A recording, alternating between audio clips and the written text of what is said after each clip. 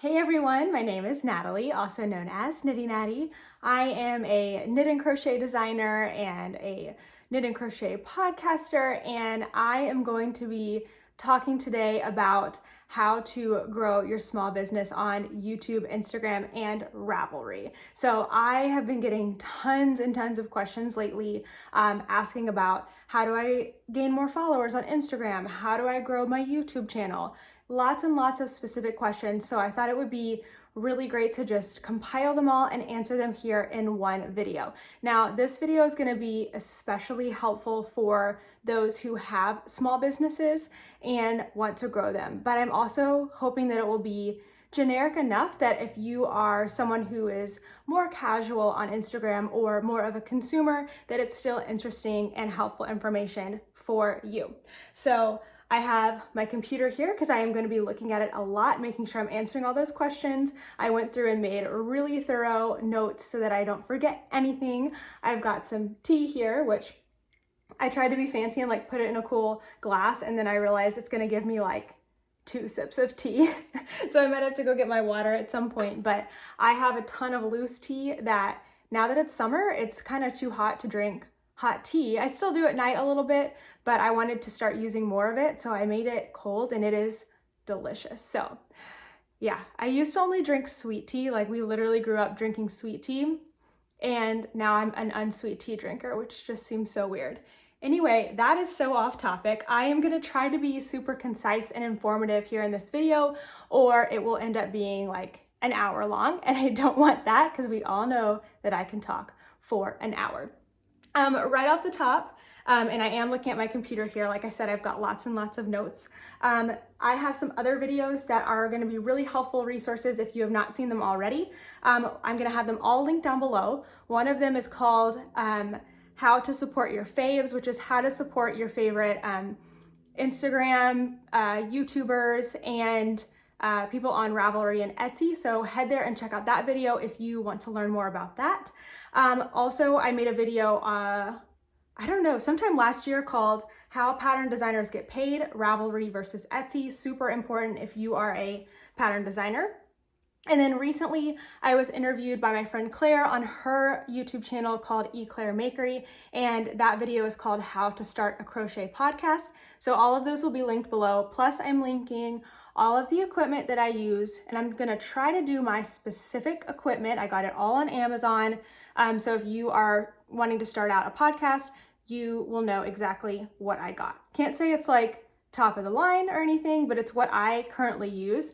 And as you can see, I'm micless again today. My mic is on the fritz and I haven't ordered a new one yet. I've been using it heavily for a year, so it's kind of understandable that it's not working perfectly anymore and I don't want to risk it. So I'm already 3 minutes in, and like I said, I want to be very informative and concise here so you get lots and lots of information. Plus there's so many good questions, but I do want to start out with a couple of things. One, you might be wondering if you are starting a small business, or maybe you're not you don't have a small business. So you might kind of wonder, why is it so important for people to grow their following on Instagram and YouTube?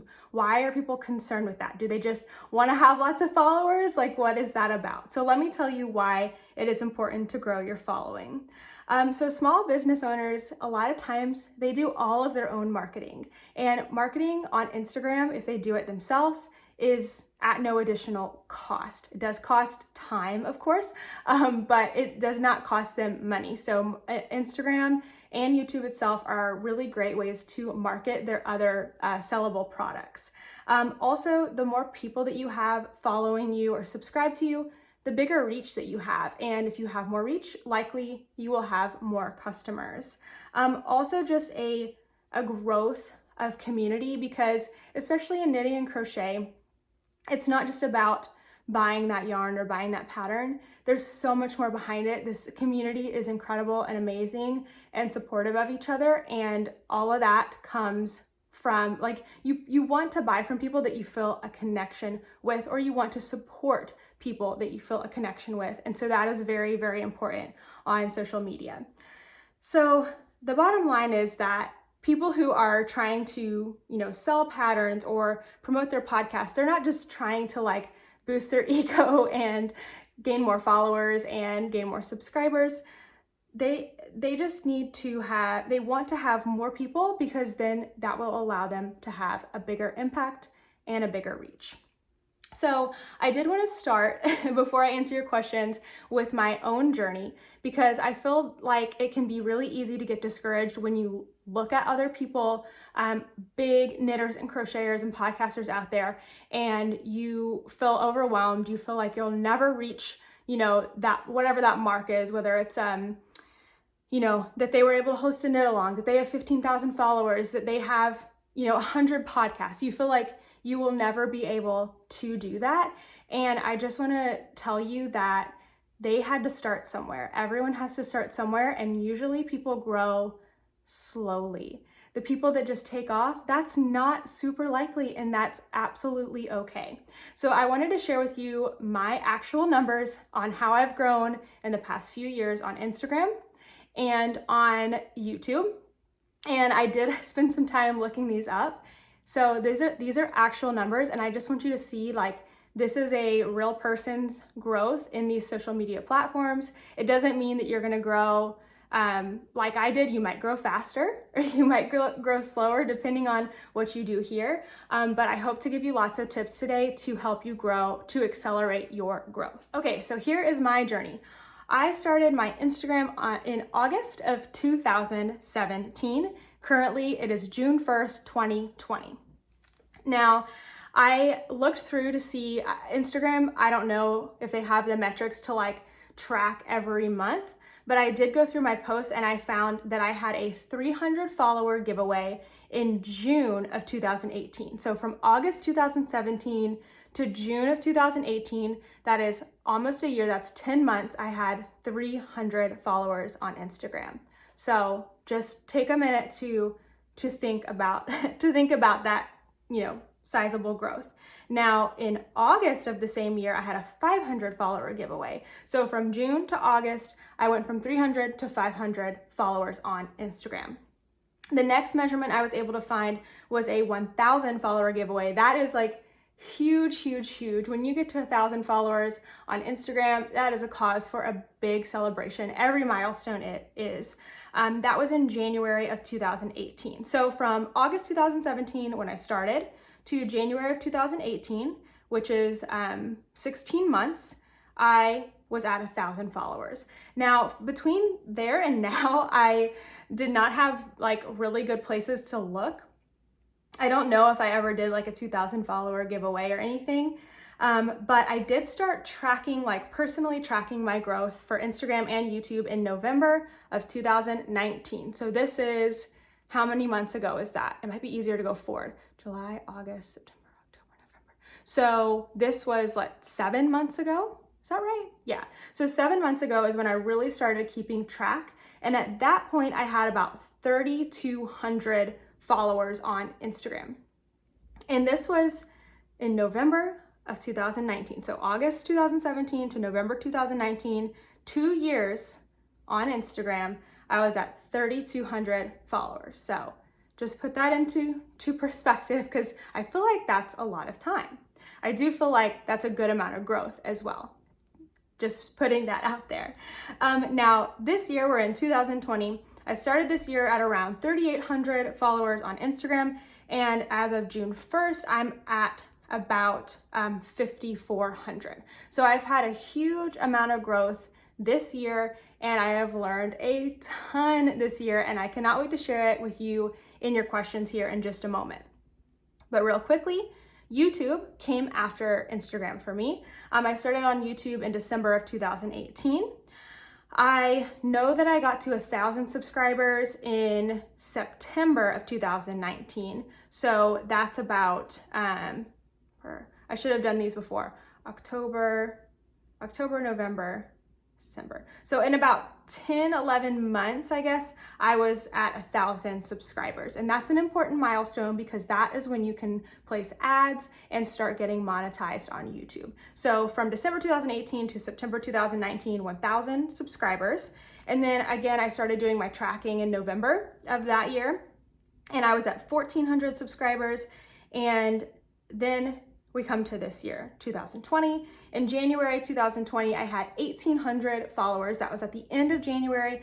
And right now, as of June 1st, I am sitting at about 3,500 subscribers on my YouTube channel. I feel like I've had pretty significant growth here on YouTube in the past couple months, and I have lots of things that I've implemented that I think have really helped. And again, I'm going to share those with you today. So I am giving you all that information, hopefully not to be discouraging, but to be encouraging you if you feel like you're growing slowly, that is absolutely normal. And growth too is in a way exponential. Like your growth is actually going to grow along with you. So maybe right now you have, 20 new followers on Instagram last month. Well, maybe this month you're gonna have 25 new followers, and then maybe 30, and then the next month 40. And as you get bigger, your growth itself is going to get bigger. And so that's why you might, if you don't see an account for a while and then you come back to it, all of a sudden you feel like they just blew up. It's because they were growing and their growth grew with them. So celebrate every single thing that you are growing in, even if it's not numerically trackable. If you are just doing more for your accounts, you need to be absolutely celebrating that. And I have all kinds of encouragement for you that I'm going to summarize with at the very end of the video. So stick around, because now I have some super tangible tips as I answer your questions. Okay, these questions all came directly from your questions on Instagram. Like I said, I've been getting a lot of private messages lately about YouTube and Instagram and Ravelry. And I felt like if that many people were asking me, then there were probably even more people that had those questions that just didn't know who to ask. So here's the video. Here's the video for you so I can answer all of those questions, and I'm sure more will come up. So put them down in the comments if you have more questions, and I will try my best to answer them. And if I can't answer them on the comments, then I will do my best to someday down the line, potentially, make another video to answer your questions. I also have a Ravelry thread where I answer questions on my podcast every week, so you can also stick those questions there. Okay, so we're first gonna talk about YouTube and podcasting, then we're gonna move into Instagram and then into Ravelry. So lots and lots of information for you guys. First question, what general advice do you have for a brand new knitting YouTuber? Okay, so first of all, when you decide to begin, I want you to start like a professional. So you're not going to be a professional, and that's 100% okay, but I want you to go into it with the mindset that like you are doing this. You are not getting on there and saying like, I just wanted to try this out and maybe it will work. No, you are doing it, and I want you to tell that mostly to yourself, but also to your audience, like, hey, I'm here. This is episode 1. Can't wait to come back for episode 2. I will let you know my schedule, because sometimes you just can't know when you're gonna do it. But I do want you to try to be as consistent as possible and show up like ready to go. Don't take it lightly. This is meaningful, and you want to put your best foot out there. So that's the main thing, is just like commit to it and do it. But also there's some things that will really help. Be consistent and stick to a schedule. Even if you don't know if you're going to be doing it like once a week is a lot, especially starting out. So you might want to say, I'll be back again this month. Like, watch my Instagram for when I'm coming back with episode 2, or you might just go ahead and decide like Tuesdays are my day, and I'm gonna put a podcast out every Tuesday for a month and see how it goes. And then from there, like, you can adjust things as needed. So consistency is so important, because it tells your audience that they can expect you to be somewhere, they can expect a video from you, and they will show up for that. It's just super important. And then also, know that everything is going to take you way longer at first, but that it won't always take that long. I'm going to talk more about that in a later question, but it really does take just a lot more time and a lot more brain power when everything you're learning is new. So be gentle with yourself and know that it's okay to be learning.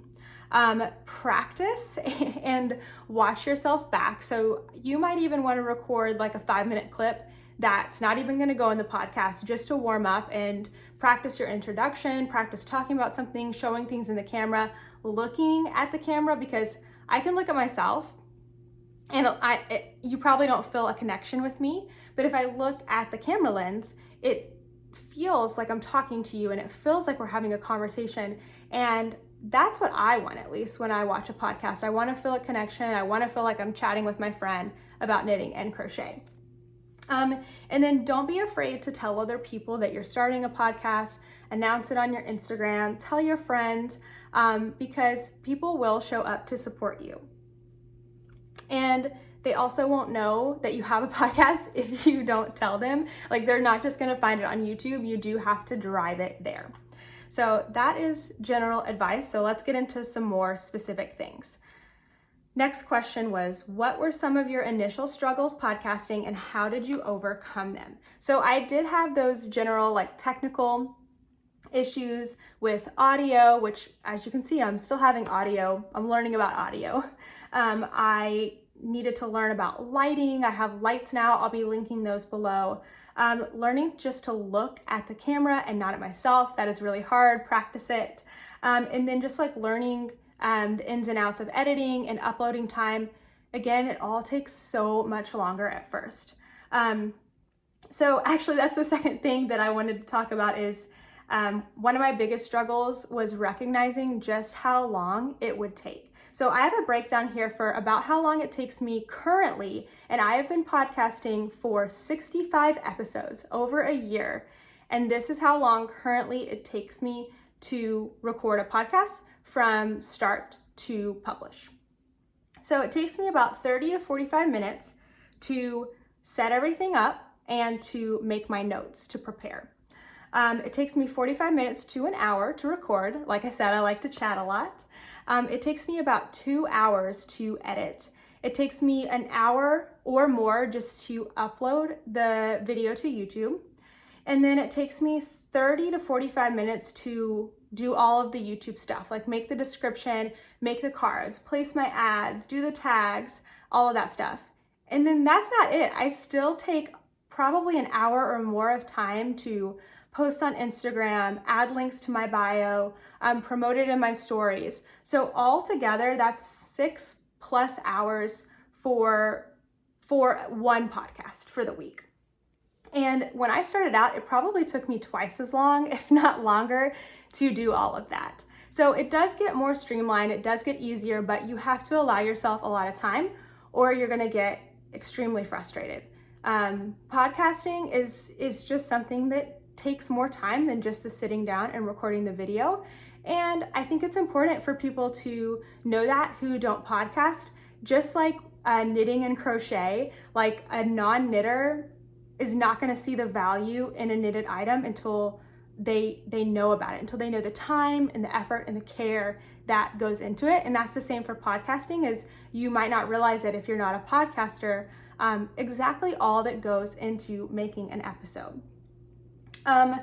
So in the beginning too, I tried to do everything in one day because I don't know, that's just what I thought I should do. So on Wednesdays, I would come home from work, I'd rush home because I didn't have lights and I needed to use natural light from the window, rush home, try to record my episode, edit it that night, upload it either overnight or in the morning, and then get it onto YouTube for Thursday morning. And that was too much. So I don't remember how many episodes I had done before I decided that I needed 3 days to get my podcast ready. So my current schedule still works for me. I record on Tuesdays, I edit on Wednesdays, and then upload overnight, and then I post on Thursday morning. So I still spend several hours each day on that podcast, but instead of 6 hours in one day, it might be 2, and 2. So that makes it a lot more manageable for me. And that's something that you will figure out with time. Okay, the next question is, what advice do you have for reaching out to other makers to plug their products?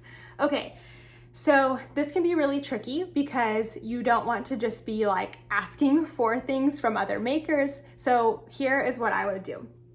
I would say reach out to people that you already use and love their products. And then this is sort of what I would say. You want to keep it short and sweet because you don't want anyone to feel uncomfortable or pressured by what you're saying. So I would say something like, hey, blank, I love your product, whatever that product is, your yarn, your whatever. And I think my audience would love it too. I have a podcast and I'd love to feature your product. Let me know if that's something that interests you and we can talk about a collaboration. That's it.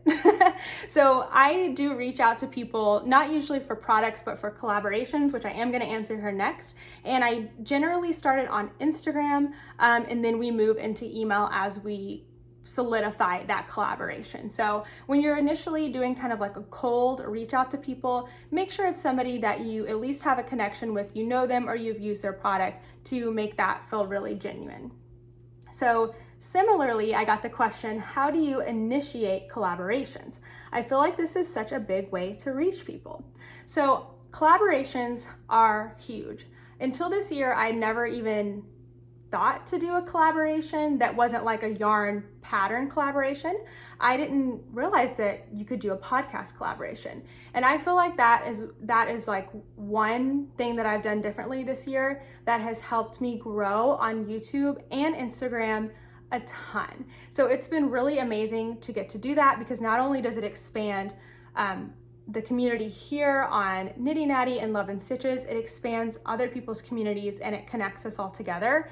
And it's just been really amazing. So when I want to feature somebody or collaborate with them, I started with people that I did already know because that was a little bit more comfortable to me. And so I just reached out to them and I said, you know, I love your podcast. I would love to feature you on my podcast and do a collaboration with you. Like, let me know if that's something that interests you. And so that's how I got started.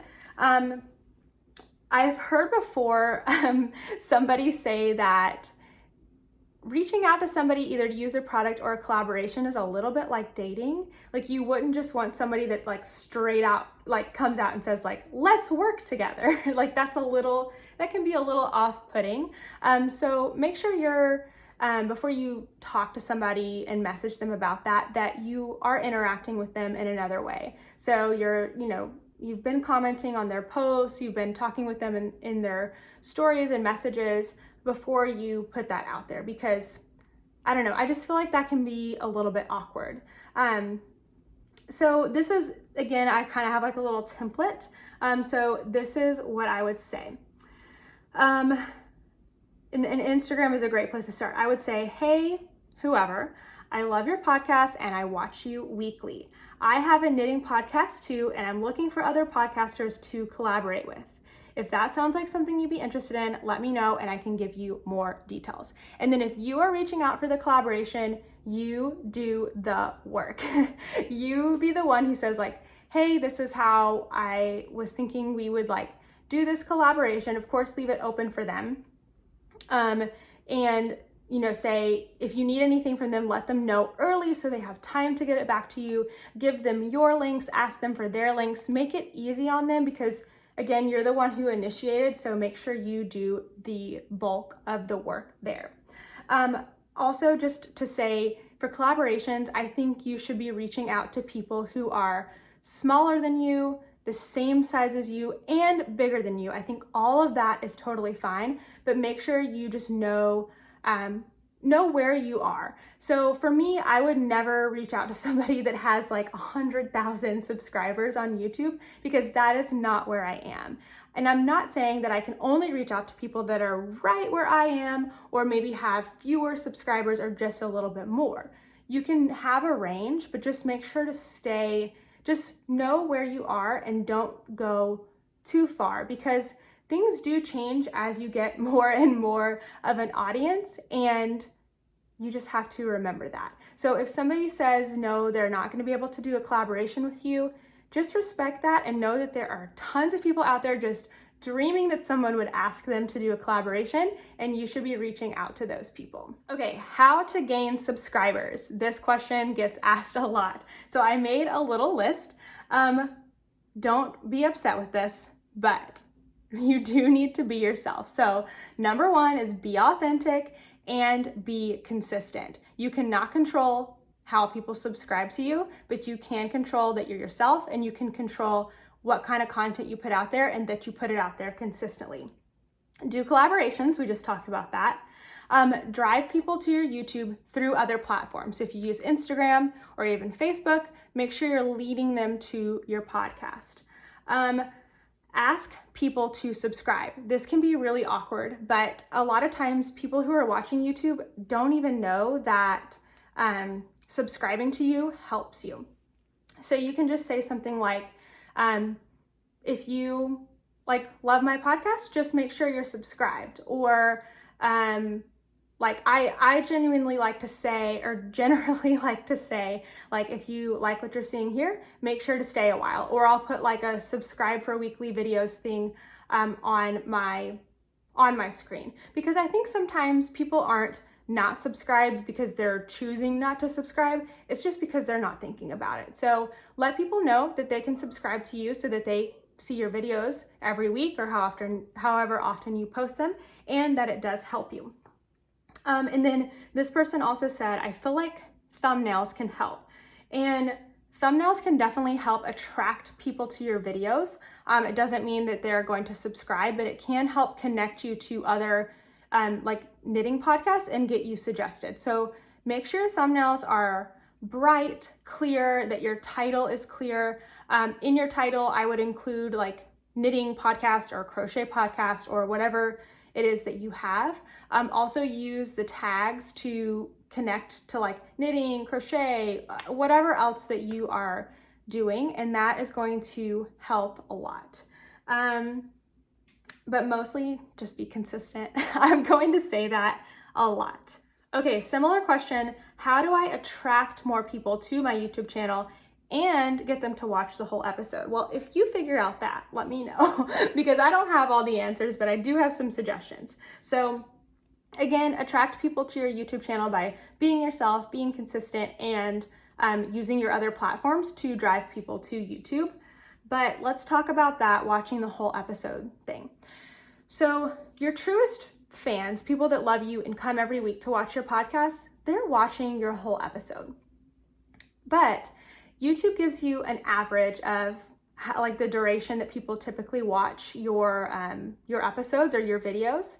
And there's going to be people that watch the whole thing, and there's going to be people that watch 2 minutes and decide, not for me, I'm going to go back to whatever I was watching before. Or maybe they start watching a video and they're like, I need to actually do something else. I mean, you just never know. So I wouldn't worry too much about this.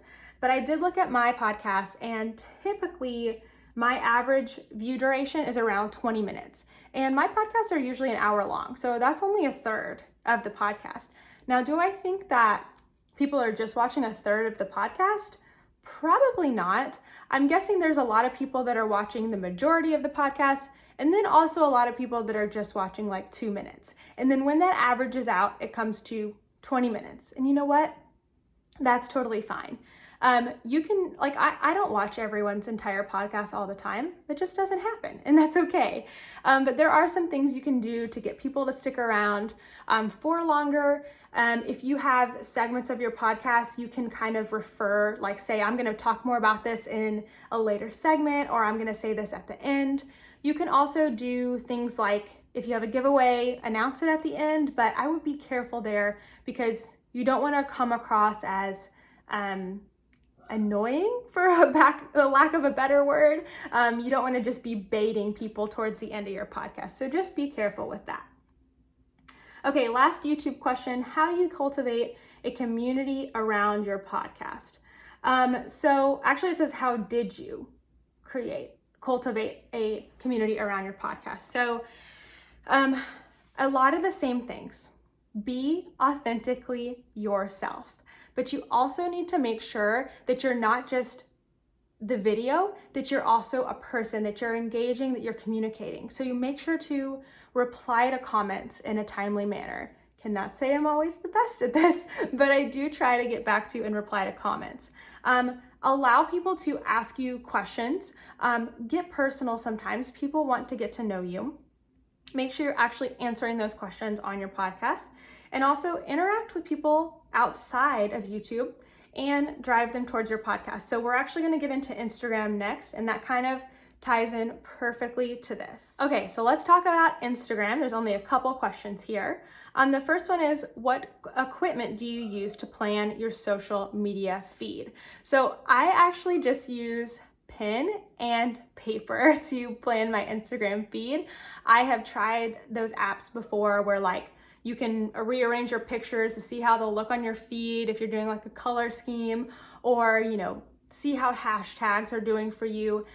And I just don't end up using them. So I've deleted all of that stuff. I just use Instagram and I use pen and paper, but I do have a general schedule for my week. So currently I post Monday through Friday, or at least I try to.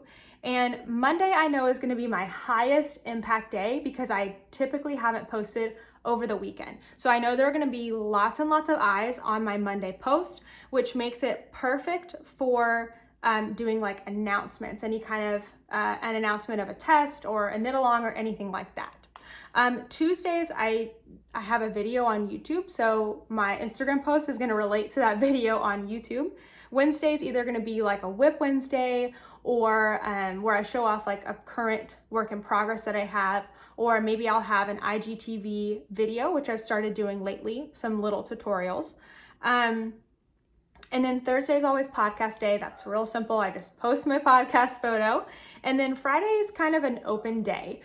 So Friday is a good day for me to do something like more fun, more personal. I've also done in the past kind of like a feature Friday where I'll round up people who have knit or crocheted my patterns and post those on Friday. So it makes it a lot easier to have a typical schedule, so I'm not having to completely decide what to post every day.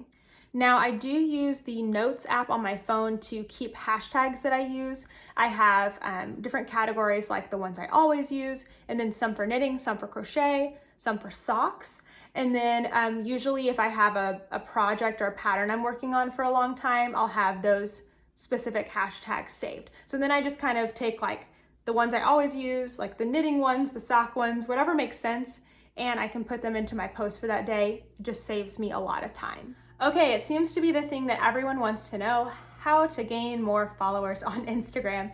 So remember that when people are looking to gain followers, it's not just it's not just because of their pride. They are trying to grow their business. They're trying to grow their customer base. They're trying to grow their community. So just keep that in mind. Now, you cannot control how many followers you have. You just can't. You can only control what you do. So I have some tips for you, some different things you can try, and try them consistently, and then keep a record of what happens when you try those things so you can figure out what works for you. So one thing you can try is to post consistently. So maybe for the next month, you decide how often you're gonna post. You're gonna post every day, Monday through Friday, 3 days a week, whatever you decide, and do it consistently for a month. You're going to write down how many followers you have when you start, and then how many you have when you finish. And you can see, did this actually work for me? Did it help me gain more followers? Because that's the only way you're gonna know. Every account's gonna be different, and I can't tell you exactly what's gonna work for you, but I can tell you what to try, and then you can see for yourself what's gonna work. Also, try to post around the same time every day that you do post. It just makes it like your feed knows what you're looking at, and if like every single day you're getting on, like your followers are getting on Instagram at lunchtime and your post is there at noon or whatever, like they're gonna see it every day, and then that means the next day when they come back, your post, your new one's probably gonna be up there for them. So try to post at the same time every day. I've also heard it's not really that good to post within 24 hours. So if you're posting around the same time every day, then you're not gonna have that overlap. I typically try to post around 10 a.m. every day. Doesn't always happen. I've kind of been getting earlier now that I've been home, like 9:30, 9:45, but 10 a.m. has been my time for the past little while. The other thing to do on Instagram is to talk in your stories. People love to watch stories. I love to watch stories, and there's nothing that makes me feel a better connection with other people on Instagram than listening to them talk in their stories. It feels like you're just FaceTiming with a friend. I will put on stories while I'm like getting ready. In the morning, I'll just like listen and watch, or doing laundry or whatever. I'll just let the stories play through. And if somebody's talking, I'm more likely to stay on them because I can listen to them. So I love stories. Also interact in your comments, especially within the first hour of a post. And then engage with other people. I would warn you not to do anything gimmicky like follow a bunch of people and then unfollow them. I just think that that's not genuine, that's not authentic. But you can go into the Explore, which is the little magnifying glass, and look for other knitting accounts and comment on them and follow them if you're interested in them. There's no problem in having more followers or following more people than you have followers. Just go in there and interact and engage, and Instagram's gonna do its thing to connect, to connect everybody within the same community. Also, make sure you use hashtags. Hashtags are kind of like a link to connect things. So you have a limit of 30, and I would use 30. I try to use 30 hashtags in every post that I have, because it just, if somebody wants to look up just knitting and they go to hashtag knitting, like they are able to look through all of the posts that use hashtag knitting. So definitely make sure to use hashtags, big and small. Okay, now let's get into Ravelry. I'm so disappointed with myself because this video is long. I was trying so hard to make it shorter, and it's just not. There's just too many facts in here. Okay, so let's talk about Ravelry. So the first question is Ravelry like YouTube and you get paid by how many followers you have, or do you just get paid for your patterns? Okay, so neither Ravelry or YouTube are actually like that. On YouTube, you are paid for ad views, not for subscribers. So I guess if you have more subscribers, you're more likely to have more views and more views of ads. So in a sense, they're connected, but you're not paid for your subscribers, only for ad views, which is why it's important if you want to support other YouTubers that you do watch their ads. I have more on that in my video, how to support your favorites, so head there, I've got all the information. Now on Ravelry, you get paid only for when people purchase your patterns, and I'm gonna send you to another video, how designers get paid, Ravelry versus Etsy, and I talk all about exactly like what a designer actually gets net profit when you buy a pattern on Ravelry or Etsy. Okay, if your pattern is on Ravelry's hot right now, do you get paid more, or do you get any benefits from being at the top? No, you don't get paid more. You only get paid the price of your pattern minus a fee, minus a PayPal fee. But you will likely have the benefit when your pattern isn't hot right now of more eyes on your pattern. So you might actually make more money, but that's not a guarantee at all. This was an interesting one. If Ravelry ever gets canceled, where do all of the patterns go that I bought? So I really don't know the answer to that one, except that you could go on Ravelry right now and download everything to your computer and have all of your patterns. I also would hope that if Ravelry knew that it was going to eventually get phased out, that there would be plenty of warning and time for everyone to go and download the patterns that they wanted. How do you make sure that your pattern, or how do you make your pattern so that it cannot be copied, stolen, or sold? Okay, this one's gonna take me a minute to answer, but I've also linked an article in the description box that I feel like is gonna say this way better than me. It talks all about copyright, specifically for knitting and crochet. But basically, you can include a copyright on your pattern. I do on mine. It just says like the little C with the circle, like my name and the year. But if you ever wanted to like pursue someone legally, like actually sue somebody for infringing on your copyright, you would have to officially register that copyright. And I'm just not sure if that's really worth it for knitting and crochet patterns. Let me talk some more about that though. So you can also request, I've seen a lot of people put on the bottom of their pattern, like, please like ask for permission before making this to sell, or give me credit. And it says it more eloquently, but like, give me credit when you sell finished items from this. But you should never, ever, ever, ever share any portion of a paid pattern with somebody else. So like, even just making your friend a copy of the pattern, I know that it's probably just really easy to do. You don't really think about it, but you are then sharing something that the designer should be getting credit for every person that is using it. I mean, that's kind of like the same thing with books. Like, you can let your friend borrow the book, but you shouldn't be like copying and distributing the book, if that makes sense. So I guess let me take that back a little bit. If you gave it to your friend, a little bit different, but like, you should never be like copying and distributing a pattern, ever, ever, ever. Okay, more on that. The tricky thing about patterns, I'm gonna take a sip of my tea. Look, I've been drinking it. I need more tea. You cannot copyright ideas. So that's what makes the whole knitting and crochet pattern thing so tricky, is that I can't put a copyright on an idea.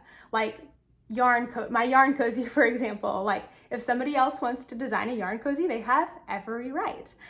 Same reason why when like those bun beanies went off, like that was completely okay. People can make their own designs, or those mermaid tail blankets. But the people who originally designed those items, like their audience just has to know like that they were the original designer, and that's okay.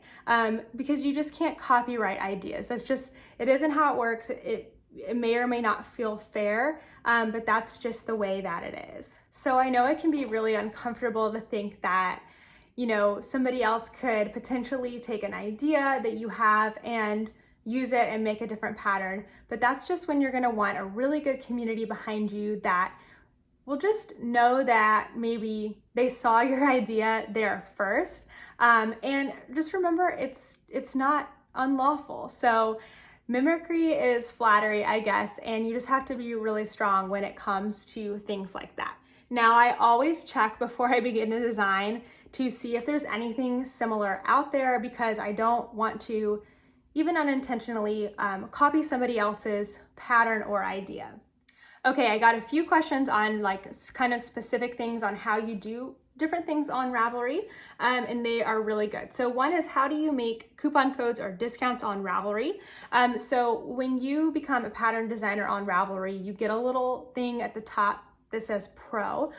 So when you want to make a coupon code or a discount, you go into Pro, and then you go to Pattern Sales, Promotions, and create a new promotion. And currently on Ravelry, you can make 3 different kinds of sales. You can have a general sale where there's no coupon code needed. You can make a coupon code that can be used by multiple people, or you can make individual unique codes.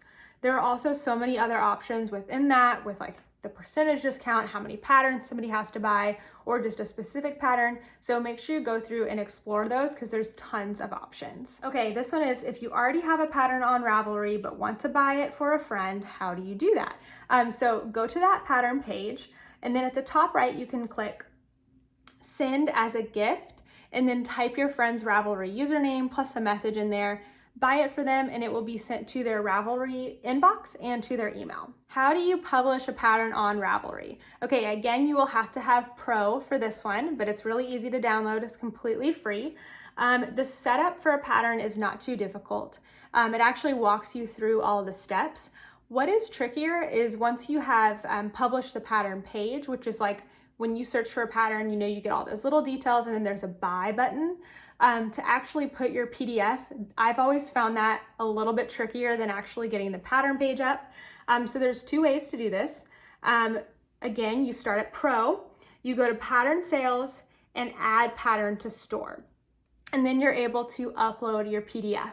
Now, if you've already added a PDF and you just want to do an additional one or to change it, you can go to the pattern page, and then click Edit in Pattern Store. And there you are able to add another PDF or change the PDF, send an update to people who have previously bought it. This is one of the things that I love so much about Ravelry, because there's not another site that you can do this with.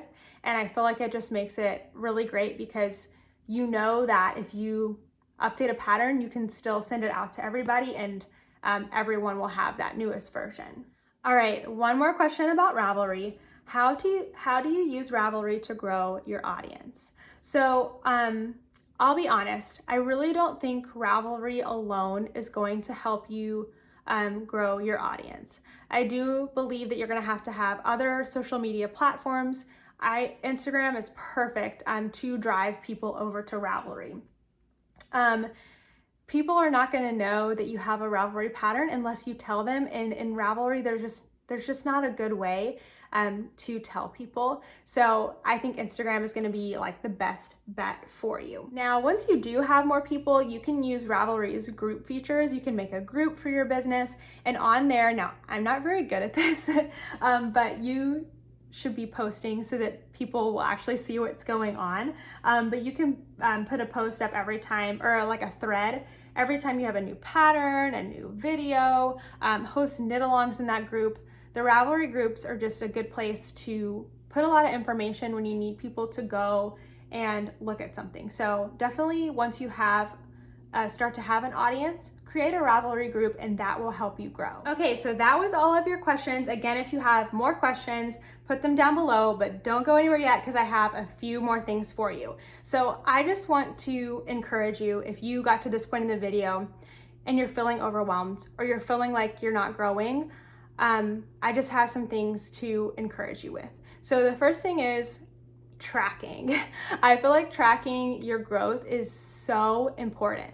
So what I want you to start today, I know that it might not be, like currently it's gonna be June 2nd, which is close enough to the beginning of the month to be a good day. But whatever day it is, it doesn't matter if this is a year down the road, I want you to pull out a planner, a piece of paper, or use the tracker that I'm gonna link down below. And I want you to write down how many Instagram followers you have, or YouTube subscribers, or Facebook views, whatever metric you want to track. I want you to write it down. And then 1 month from now, I want you to write it down again. And in between that time, I want you to pick a goal for yourself. Now, I don't want you to make the goal, I want 50 new followers. The goal needs to be something that you have control over, because again, you cannot control if people follow you or subscribe to you. So make that goal something that you have control over. So maybe your goal is, I'm gonna post Monday, Wednesday, Friday for the next month, or I'm gonna post every single day at the same time for the next month, or I'm going to make 3 videos between now and then and get them up on YouTube. Whatever that goal is, stick to it. And at the end of that 1 month, I want you to see how much you have grown. And every single month on the same day, I do the last day of the month, I track several things. I track my Instagram followers, my YouTube subscribers, and I also track a few other metrics that are part of my goals. And that just helps me see that all of this work, because it is a lot of work, is not for nothing.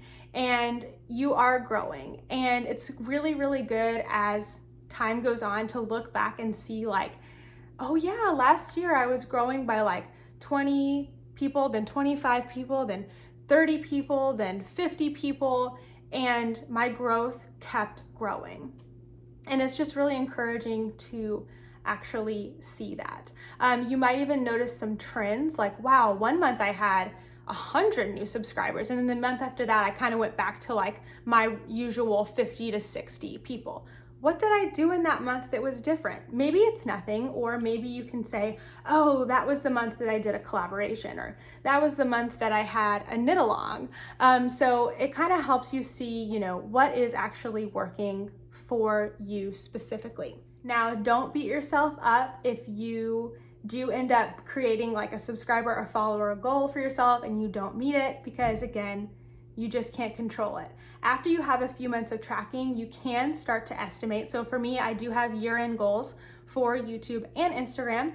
And I shared that I have met my year-end goal for YouTube subscribers, and it's crazy because it's the first half of the year already. So I've been asked to share my new end of year goal for my YouTube subscribers, and I have to say that I don't have it yet because I don't really know what my growth rate is right now. So I am tracking right alongside you with the same tracker that I'm gonna link down below. And after a couple months, I'm gonna decide, hey, these past 3 months, I've grown each month this many subscribers. What is realistic for me at the end of the year? And that's just how I track my own growth, because it lets me know, like, it just helps when you see, for me, it just helps when I see growth to say, hey, this week, today, I don't really feel like posting. It's just so much work. And then you go, wait, I'm so close to my goal. I can do it today. And it just gives me that encouragement, and I hope it does the same thing for you. So I am gonna link a little Google spreadsheet below. It's very, very simple. If you want to use it, please make a copy of it for yourself and then use it there, because if you type into this one, then everyone is gonna see it and it's not gonna be yours. So make sure you make a copy, and I will have the instructions at the top of the sheet as well.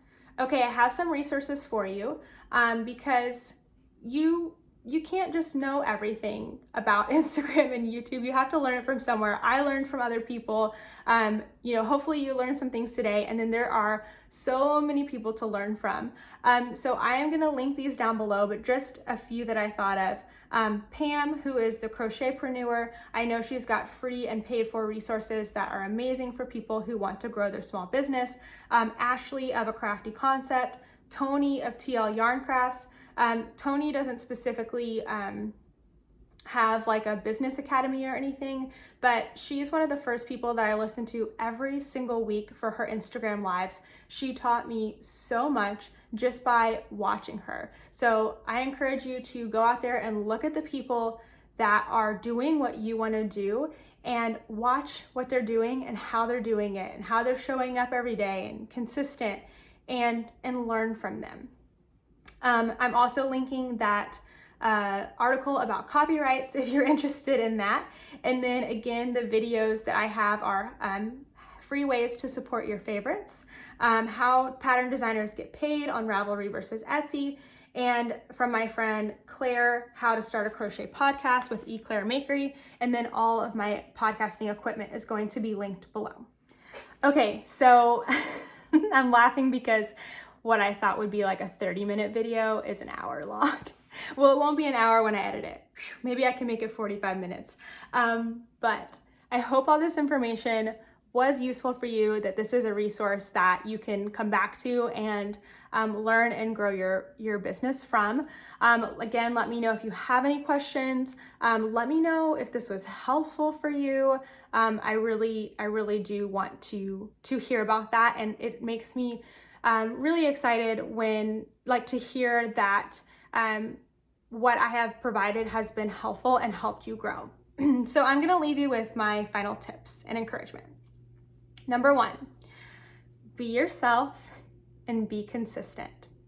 Number 2, practice, make sure to practice and study others that you want to emulate. And then finally, this is the most important one. Please do this. Recognize and celebrate your own growth.